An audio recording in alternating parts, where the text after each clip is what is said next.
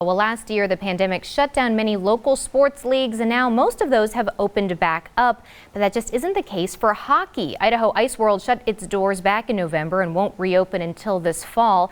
That year-long closure has devastated our local skating community. Sports reporter Lindsay Anmanson introduces us to one local coach who's doing what she can to get kids back on the ice. It's where he's put all of his skill and his time and his energy and his passion. He had his choice. We'd go every day after school. He's that into it, and he loves it. The closure has affected the whole skating community, especially the youth. It's a huge loss. We've had grief.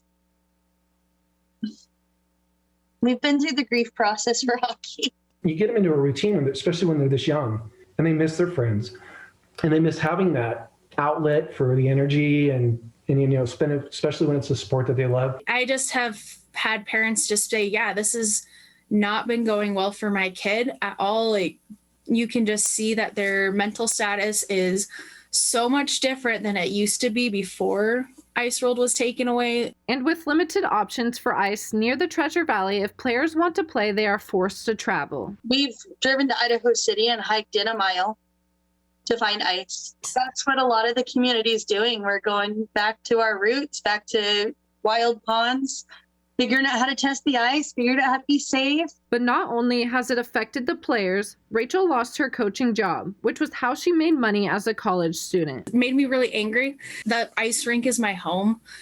I literally want to cry when I'm like, I can't go there. What's going on? Rachel decided to purchase private ice time at Idaho Central Arena and volunteers her time to coach. But the only time slot she could get was 5 in the morning. I had one parent where she's like, my son was ready at 4 in the morning this morning to get here on the ice. She says it's not ideal, and still a lot of kids can't make that time, but the response has been overwhelming. How sincere they are about thank you for putting this together. My kid would have probably not played hockey for until fall if this wasn't happening, and that's what it's all about. Is I want to make sure these kids are getting the best that they can. But if it were up to the kids, they'd have an IceWorld back now.